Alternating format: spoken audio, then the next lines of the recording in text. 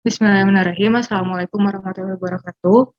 Perkenalkan, saya Waalaikumsalam. Dani Sarahmi dan ada rekan saya Bambang Irawan dan Nilama Nilai Rahmah. Di sini kami akan mempresentasikan hasil diskusi kami mengenai materi influence diagram dalam sistem pengambilan keputusan.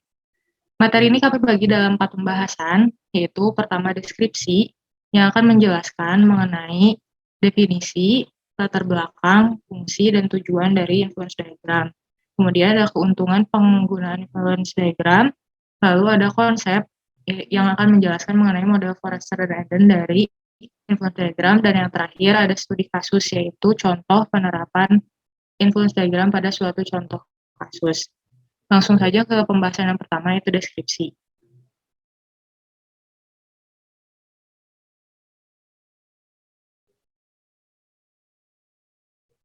Influence diagram adalah suatu representasi grafis yang menunjukkan keterkaitan antara variabel dalam suatu sistem keputusan. Dalam influence diagram, variabel-variabel tersebut digambarkan dalam bentuk simbol-simbol yang menunjukkan jenis variabel. Apakah berupa variabel keputusan, variabel tak terkontrol atau parameter, variabel antara, atau variabel hasil yang dihubungkan oleh tanda panah yang mengindikasikan arah keberpengaruhan. Influence diagram pertama kali diperkenalkan oleh J. Wright Forrester pada tahun 1969, berfungsi sebagai salah satu instrumen pendukung dalam proses pengambilan keputusan. Tujuan dari penggunaan influence diagram adalah menggambarkan bagaimana masing-masing variabel dalam sistem saling mempengaruhi satu sama lain secara ringkas dan sederhana. Kenapa dikatakan ringkas dan sederhana? Contohnya, kalau satu variabel memiliki keterkaitan dengan lebih dari satu variabel lain, jika dijelaskan dalam bentuk narasi, maka variabel tersebut harus disebutkan berkali-kali sebanyak jumlah keterkaitan, di mana bisa saja terjadi bisa saja ada relasi yang terlewat atau terjadi pengulangan sehingga menimbulkan kebingungan. Tapi dengan menggunakan influence diagram, variabel tersebut cukup digambarkan satu kali saja dengan arah keterkaitan cukup dijelaskan oleh panah, sehingga memang lebih ringkas, sederhana, dan mudah dipahami. Selanjutnya pembahasan mengenai keuntungan influence diagram yang akan dijelaskan oleh Kang Bambang. Silakan Kang Bambang. Oke, terima kasih penjelasannya kepada Teh Denisa. Dan setelah kita udah tahu nih apa aja sih definisi serta ada latar belakang yang tadi dijelaskan mengenai influence diagram ini, tentunya kita juga harus tahu ya beberapa keuntungan serta kegunaan apa aja sih untuk influence diagram ini dalam menerapkan sebuah pengambilan keputusan. Yang pertama, sebenarnya udah sempat disinggung juga tadi ya sama Teh Danisa, bahwa kegunaan dari influence diagram ini diantaranya nih. Yang pertama, diagram influence ini tuh secara khusus tuh bisa digunakan untuk mengenai risiko di bidang manajemen risiko. Dengan cara ini tuh kita akan lebih mudah mengenali setiap bahaya yang mungkin terjadi ya dalam suatu masalah. Lalu yang kedua, ini juga dapat membantu dalam menemukan ketidakpastian yang ada dalam suatu situasi potensial lah yang terjadi dalam suatu masalah. Selanjutnya yang ketiga, si influence diagram ini tuh juga mampu membantu mempelajari keadaan tertentu dan menentukan bagaimana keputusan itu akan didekati dari beberapa aspek. Setelah kita tahu nih apa saja kegunaan si influence diagram ini, kita juga dapat langsung mengetahui nih aspek keuntungan yang bisa kita dapat dari menggunakan influence diagram ini. Di antaranya yaitu, kan sebelumnya juga kita udah mempelajari ya apa itu decision tree atau pohon keputusan ya. Nah, kalau influence diagram ini ternyata bisa juga sih dijadikan sebagai alternatif dalam pengambilan keputusan. Karena tujuan dari tools ini tuh sama, yaitu untuk mencari atau mengambil sebuah keputusan. Namun, secara keefektifannya, si influence diagram ini tuh dirasa lebih efektif terkait penggunaannya, karena kita akan lebih fokus terhadap latar belakang masalah dan faktor-faktor pendukung lainnya untuk mencapai tujuan tertentu. Selain itu juga, dengan kita pakai diagram ini tuh rasanya akan lebih komprehensif pembahasannya dalam pengidentifikasian dari suatu masalah yang sedang kita hadapi. Karena kita dapat mengetahui ya berbagai macam variabel penyusun, bagaimana kita dapat mencapai tujuan yang hendak dicapai. Nah, tentunya setelah kita udah mengenal gitu ya berbagai hal terkait influence diagram, kita juga harus tahu kan gimana cara buat si diagram sensu ini. Kalau secara teori sih untuk membuat diagram ini tuh ada dua konsep atau dua model. Yang pertama ada model Forrester sama model Eden. Kalau secara sederhananya sih, kalau si influence diagram itu kayak diibaratkan papan tulis putih ya, yang mana si papan tulis ini tuh bakal ngegambar sebuah note-note tertentu yang menggambarkan faktor dalam pengambilan keputusan. Lalu si note-note yang ada di sini tuh bakalan berhubungan satu sama lainnya dalam mengambil sebuah keputusan. Si dia tuh prinsipnya sederhana, ringkas, dan mudah ditampilkan. Jadi kita butuhkan hanyalah bentuk yang dapat diidentifikasi buat ambil keputusan atau ketidakpastian. Ini dua model atau konsep yang tadi saya sebutkan, itu ada model Forrester sama model Eden. Intinya sih sama, kedua si konsep ini tuh, yaitu sama-sama menggambarkan suatu keadaan yang saling menghubungkan antara faktor-faktor pendorong serta faktor-faktor yang menyusun agar tujuan kita tuh dapat dicapai. Paling bedanya tuh hanya ada di bentuk diagramnya aja sih. Nah, daripada penasaran, ayo kita lihat ke slide berikutnya. Nah, yang pertama, saya akan menjelaskan mengenai konsep Forrester. Bentuk umumnya sih ada 6. Nanti ada 2 lagi di slide berikutnya. Yang pertama ada bentuk awan. Nah, kalau bentuk awan ini tuh dikatakan sebagai entitas atau faktor yang mana definisinya tuh sebagai variabel pembatas ya dalam suatu kasus. Namun si variabel pembatas ini tidak dapat dikendalikan oleh kita. Lalu ada yang lingkaran penuh, itu dinamakan variabel, yang mana variabel ini terikat dalam suatu sistem, jadi nggak bisa dipisahkan gitu ya dari sistem di suatu kasus yang sedang kita hadapi. Lalu ada persegi panjang, kalau ini artinya itu state atau level, kalau ini variabel yang kebalikan dari entitas atau faktor. Kalau ini itu bisa dikendalikan ya dalam mengambil keputusan.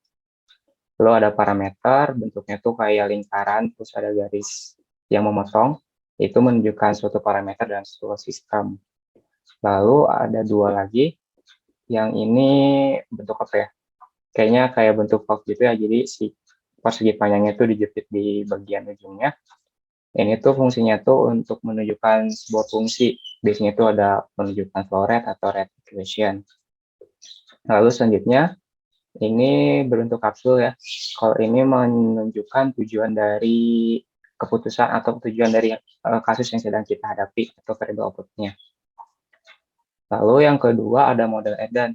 Kalau model Eden tuh sama sih kayak model Forrester, cuman yang umum itu digunakan hanya 4. Kalau pengertiannya sendiri hampir sama dengan si model Forrester, jadi mungkin saya tidak akan menjelaskannya kembali. Lalu mengenai tanda panah nih, bentuk-bentuk kan kita udah ketahui loh. Tuh ada yang namanya tanda panah di model inverse diagram ini. Nah, kalau tanda panah ini tuh menggambarkan aliran pengiriman suatu hal dalam suatu proses yang sedang kita amati. Karena tentunya dalam suatu proses kan ada yang mengakhirkan ya, yang menghubungkan satu faktor ke faktor lainnya. Nah, tanda panah inilah yang bertugas menghubungkan faktor-faktor tersebut hingga mencapai tujuan. Di antaranya yaitu pertama ada garis putus-putus, kalau ini menggambarkan informasi, lalu yang garis penuh itu menggambarkan material, lalu ada garis yang lebih tebal dari material itu menggambarkan aliran dari peralatan, lalu ada lingkaran-lingkaran di garisnya itu menunjukkan order, terus ini ada sama kayak order cuman di dalamnya itu kayak ada gambar dolar-dolar gitu ya, itu menunjukkan aliran uang. Nah, kalau ada yang garis panah 2 ini menunjukkan aliran manusia. Nah, kan kita udah mempelajari nih berbagai hal yang terkait bentuk dan anak panah. Untuk sesi selanjutnya, agar kita bisa lebih paham, kita akan sajikan sebuah studi kasus yang mana sesi tersebut akan disampaikan oleh Camilla. Mangga, Teh, bisa dilanjutkan. Nah, tadi setelah penjelasan yang telah disampaikan oleh Teh Danisa dan Kang Bambang mengenai definisi, latar belakang, konsep, dan juga fungsi dari influence diagram, agar kita lebih paham, saya akan menjelaskan terkait studi kasus influence diagram ini. Nah, di sini contoh kasusnya, seorang petani yang memiliki 7 hektar tanah sedang memikirkan berapa hektar tanah yang harus ditanami jagung dan berapa hektar tanah yang harus ditanami gandum. Dia mengetahui bahwa jika ditanami gandum, setiap hektar tanah akan menghasilkan 10 ton jagung per hektarnya. Untuk ini diperlukan 4 jam orang setiap minggunya, dan jika ditanami gandum hasilnya adalah 25 ton per hektar. Untuk gandum diperlukan 10 jam orang per minggunya. Setiap kilogram jagung dapat dijual seharga $3, sedangkan harga jual gandum adalah 4 dolar per kilogramnya. Saat ini petani tersebut hanya memiliki 40 jam orang setiap minggunya. Berapa hektar tanah yang harus ditanami jagung dan gandum agar diperoleh total hasil panen yang terbaik. Nah, di sini kita akan menyelesaikan masalah dari isu ini menggunakan konsep Eden, di mana untuk langkah awalnya kita akan menentukan output atau tujuan dari studi kasus ini. Nah, pada persoalan ini tujuan atau outputnya itu adalah total hasil panen yang terbaik. Dari penjelasan konsep Eden tadi, untuk output itu lambangnya oval ya. Kemudian langkah selanjutnya kita akan menentukan entitas atau faktor penentuan variabel pembatas atau yang tidak dapat kita kendalikan. Di sini jika kita lihat dari statement pertama, seorang petani memiliki 7 hektar tanah sedang memikirkan berapa hektar tanah yang harus ditanami jagung dan gandum. Dari penjelasan statement ini dapat kita tarik kesimpulan bahwa faktor variabel pembatas yang tidak dapat kita kendalikan pertama yaitu luas tanah yang tersedia. Lambang yang kita berikan adalah lambang awan. Kemudian lanjut statement berikutnya, variabel pembatas yang tidak dapat kita kendalikan selanjutnya itu adalah hasil yang dihasilkan jagung per hektarnya. Nah, di sini hasil jagung per hektar merupakan variabel pembatas yang tidak dapat kita kendalikan. Selanjutnya, jika hasil jagung per hektar merupakan variabel pembatas, tentu hasil dari gandum juga termasuk variabel pembatas. Kemudian kita lanjut ke contoh selanjutnya. Dari variabel pembatas yang masih dapat kita dapatkan dari contoh soal ini yaitu hasil jual jagung yaitu $3 dan juga hasil gandum $4 per kilonya.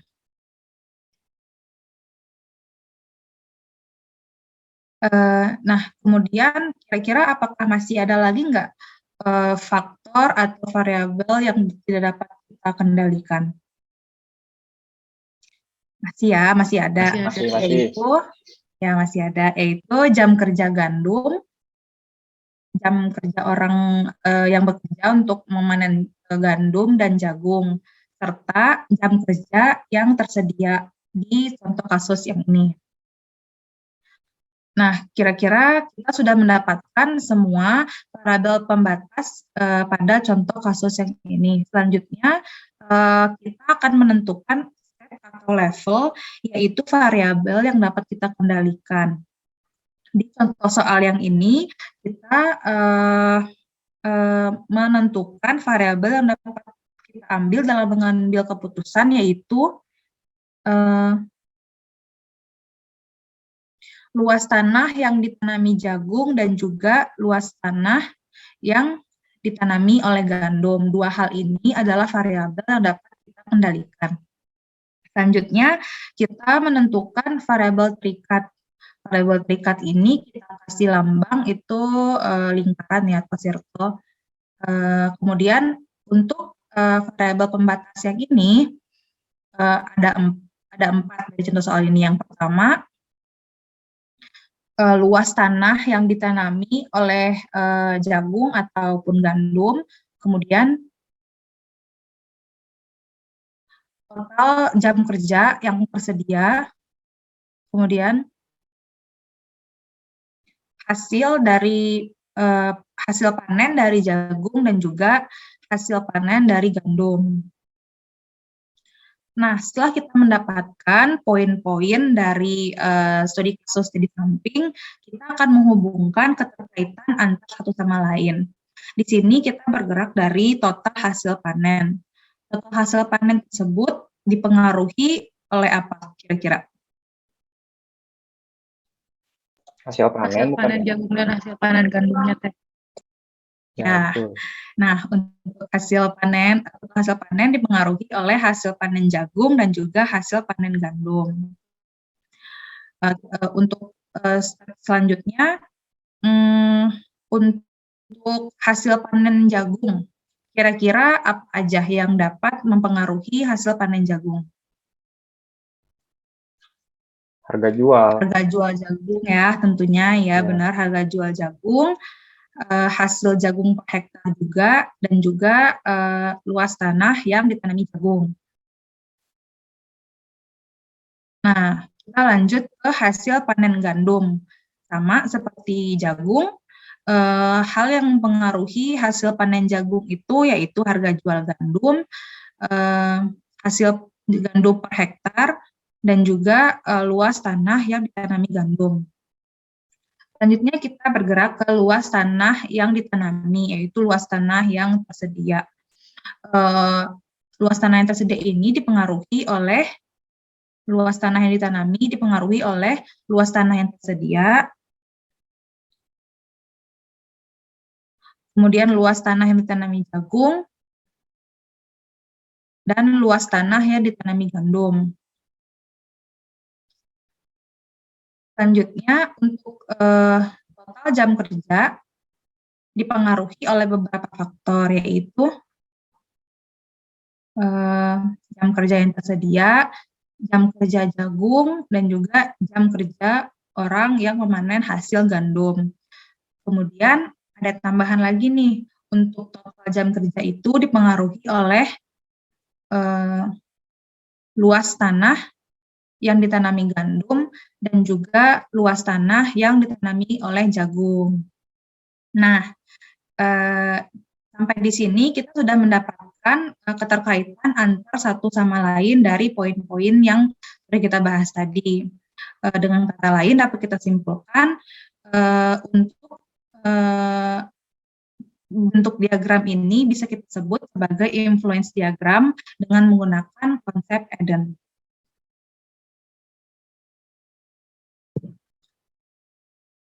Baik, sekian yang dapat kami sampaikan. Terima kasih atas waktunya. Kami tutup dengan mengucapkan Assalamualaikum warahmatullahi wabarakatuh.